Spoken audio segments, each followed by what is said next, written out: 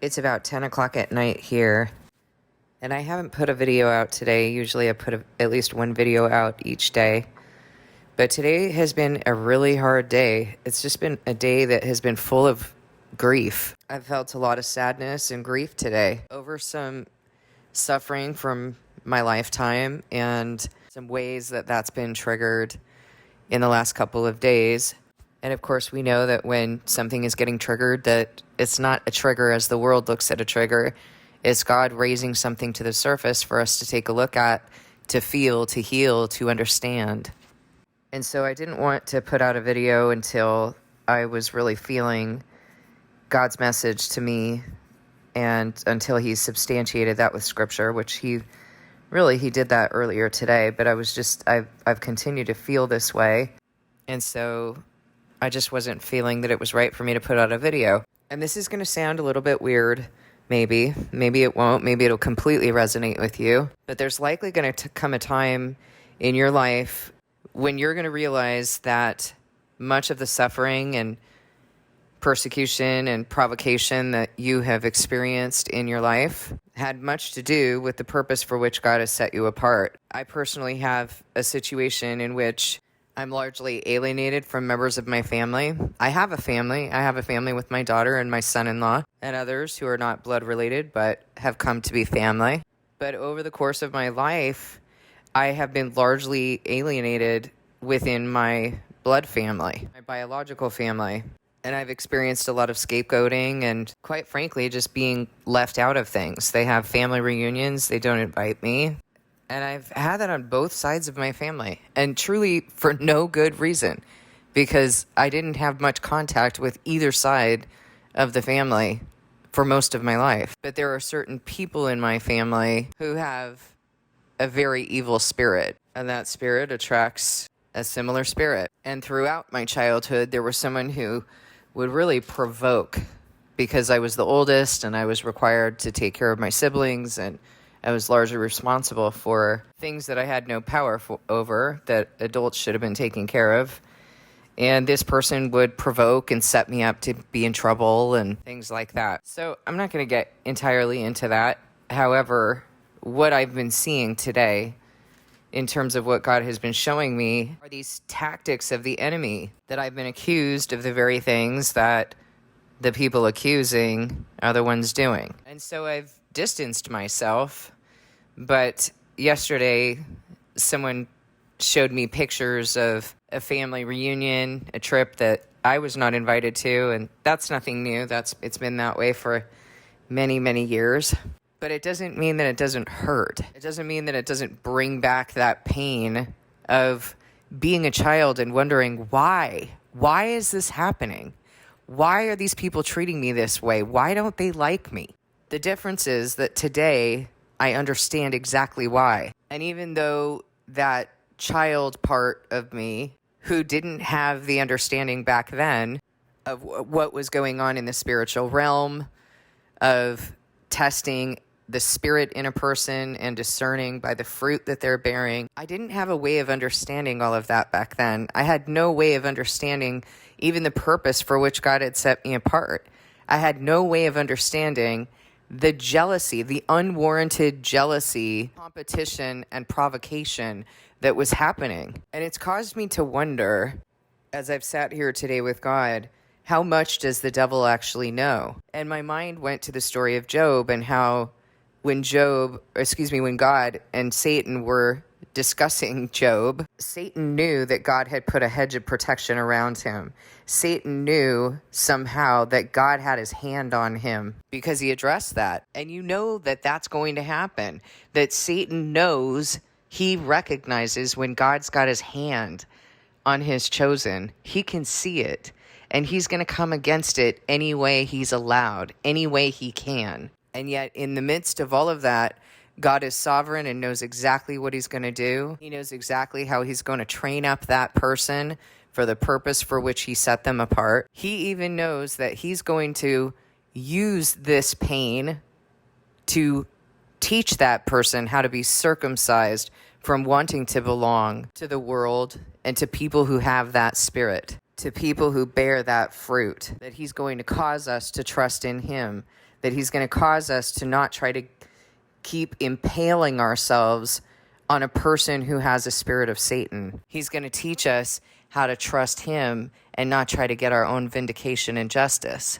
And God was already talking with me through scripture earlier today about this very thing. I was doing the work that I teach you how to do. I was feeling the feelings. I was bringing it to God. I was, reading the word. And I was still feeling grieved, still feeling sad. But I had this, one of the things that he was talking with me about is the justice that he's going to bring to his people. So he was working on my understanding and my perspective of what has actually been going on throughout my lifetime with these people, what's actually going on now as he has activated the purpose for which he set me apart. He was talking with me about circumcising my heart from my desire to belong, my desire to be accepted, my desire to have a family here, or at least belong to a family that, quite frankly, I don't belong to. They've made that very clear. And concurrently, he was letting me know that he will bring justice to his people. And this evening, I opened up the word, and again, he brings me to this same message. Proverbs 20:22. Do not say, I'll pay you back for this wrong. Wait for the Lord, and he will avenge you. And then again in Proverbs 21, verse 3, to do what is right and just is more acceptable to the Lord than sacrifice. And so even as I was feeling this pain earlier, he was letting me know that justice was coming, that he will avenge, that he will deal with those who have persecuted, who've alienated, who've hurt, who've slandered, who've gossiped, all of those things, that he's going to deal with them, and that that's something that I need to trust in, and that I need to just do what's right. And I know that doing what's right, that it is right to pray for them. I know that that's right. I know that it's right to hope for their salvation. And however God is going to accomplish that he will accomplish it all in accordance with his will. And so I know what my work is. I know what I need to work on with my inner child. I know how I need to work my heart into forgiving, not seeing these people as mere humans, but understanding that the spirit that is operating in them got in there for a reason. I have no ability to judge how that happened, why that happened, or what's going on with them. The only thing I know is that I've struggled with that spirit before, and that when I look at it from that perspective, I can give a little bit more grace and understanding and forgiveness. I can actually pray for their salvation. I can actually pray for God's will for them. Now, part of the reason I'm sharing this with you, because I kind of debated on whether this was an appropriate share, but I do believe that it is, and God has me sharing a lot of things and exposing a lot of parts of myself in order to help you to understand, first of all, things that most people are not willing to talk about, but that we all deal with. And second of all, so that you know that there's a viable way to genuinely and authentically heal, and yet you don't have to look perfect to everyone. You don't have to feel perfect. That's not what it's about. That isn't healing. That's just a facade, and that hasn't worked yet, has it? This is what's real. These feelings are painful, and these feelings are what people go through who are chosen by God, because God tells us that the world is going to hate us, and it doesn't mean that we're going to be born into a family that is not the world. And I'm reminded as well that Jesus' brother didn't even believe who he was at a certain point. We see in scripture that later he changed and he was serving the church, but there was a time when he didn't believe who he was. You see that Joseph was sold into slavery by his own brothers, that Abel was killed by his brother. That spirit of jealousy is not about me. It's about the purpose for which God has called me.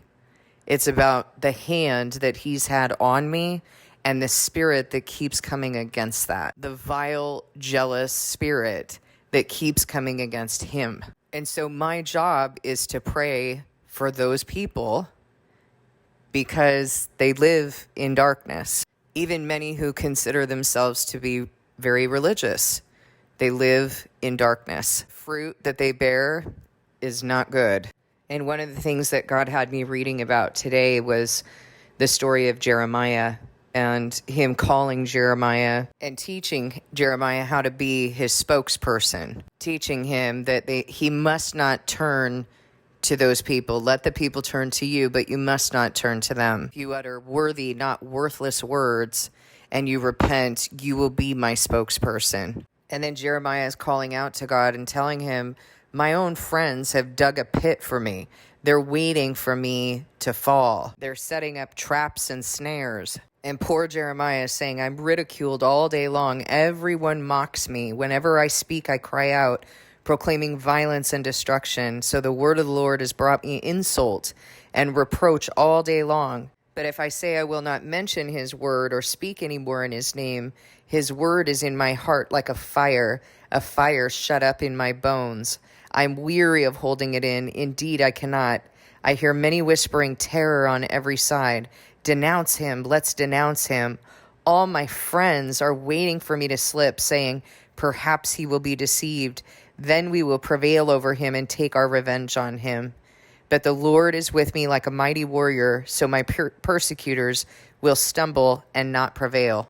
They will fail and be thoroughly disgraced. Their dishonor will never be forgotten.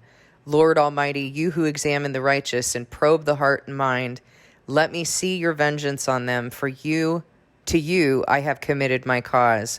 And as Jeremiah is pouring out his grief and his lament to God, God starts bringing his judgment. He starts bringing justice. And I'm reminded again in Revelation 8, when he opened the seventh seal, there was silence in heaven for about a half an hour. And I saw the 7 angels who stand before God, and 7 trumpets were given to them. Another angel who had a golden censer came and stood at the altar. He was given much incense to offer with the prayers of all God's people on the golden altar in front of the throne. The smoke of the incense, together with the prayers of God's people, went up before God from the angel's hand. Then the angel took the censer, filled it with fire from the altar, and hurled it on the earth. And there came peals of thunder, rumblings, flashes of lightning, and an earthquake. And then the trumpets begin to blow. So what is it that causes the trumpets to blow? What precedes that?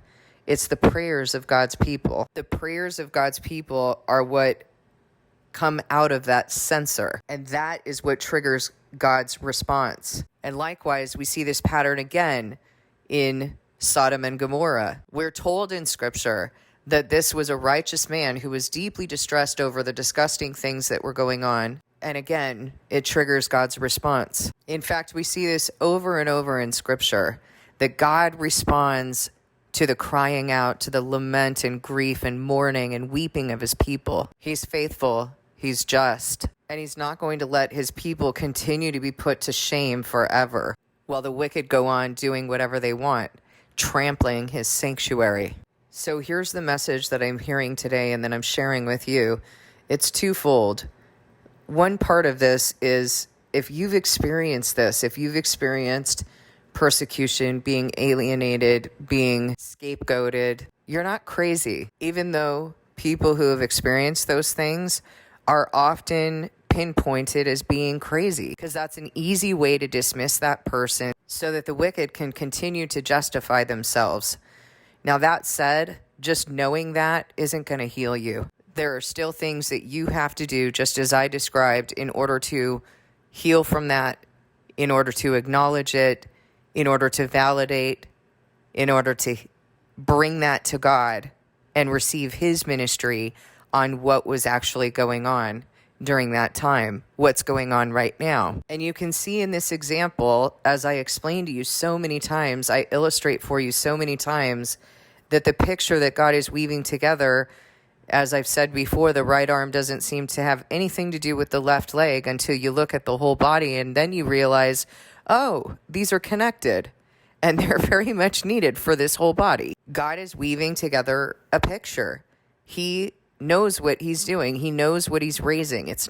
These are not random triggers or flashbacks of your trauma. God knows what he's doing. And if you turn to him, he'll put that picture together.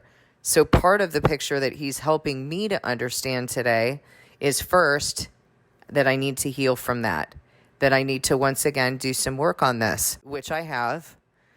The second part of that he's revealing to me is very much in season. I started out several weeks ago talking with you about judgment coming. I let you know again a few days ago that he was confirming for me that the first of the trumpets has blown. I demonstrated that for you in a video yesterday. Unprecedented hail and fires. I also demonstrated for you how he was sending warnings to his people, how he established that warning system to his people. When you see these things, if my people who are called by my name will return to me. And because people have not been returning, it's already been set in motion. And now the thing that he's revealing to me today has very much to do with this intertwining, right? He's not just this linear, he's not at all a linear compartmentalized God. Everything he does has a layer and a layer and a layer to the layer. He's absolutely brilliant. And so through this whole process, you might think that the witnesses, they get built and then they, are put out as a sacrifice. No, they keep being built. Even as they're sacrificing, they're continuing to be built. He's continuing to sanctify and heal them and make them holy as he is holy. And this is part of the process that he's doing with me here. The other part of the process is that he's revealing something to me because he had to raise those feelings in order for me to see how I was calling out to him, how I was asking him, Lord, I need justice. And then as I was doing that, he was reminding me of the parable of the woman who kept going to the judge and asking for justice. And finally he said, I better give this woman something, because if I don't, she might just tear me to pieces. And the promise that Christ gave, telling us, how much more will your Father give you justice? And I'm not talking about just with the family members that I've mentioned.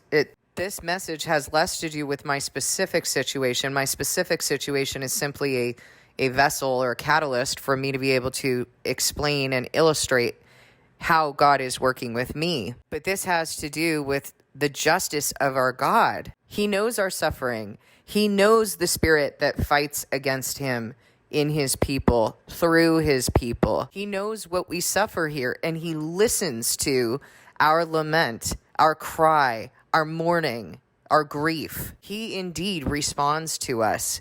And when we return to him and we start crying out, he moves. He promised us that he would move, so he will move. So as you start to see what's happening in the world, you need to understand that as well. That is partly as a result, first of all, God will fulfill his words, but it is partly a result of his people crying out to him and asking him to bring justice, to bring his will, to not delay, that we're suffering here. We're poured out to him. We're pursuing righteousness, regardless of what's being done to us, what's being said, the way that people are coming against this message, persecuting, regardless of what we know is going to happen to us. We're holding fast, but our strength is being taxed. And I will tell you personally, I don't mind admitting that to you. Today, I felt like my strength was just gone. And yet I know that he acknowledges that. He acknowledges it in his word, that we have little strength. The message I've been bringing to you is that God's wrath is coming.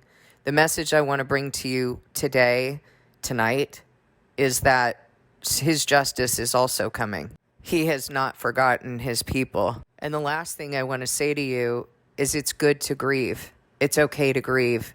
It's not only okay, but it's good.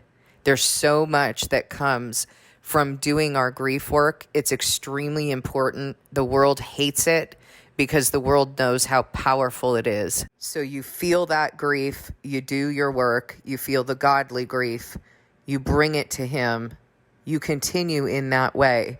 Don't let the world define what your healing is supposed to look like, because true healing in Christ looks completely different from what the world teaches. And quite frankly, that's the only healing there is. It's the only healing there is.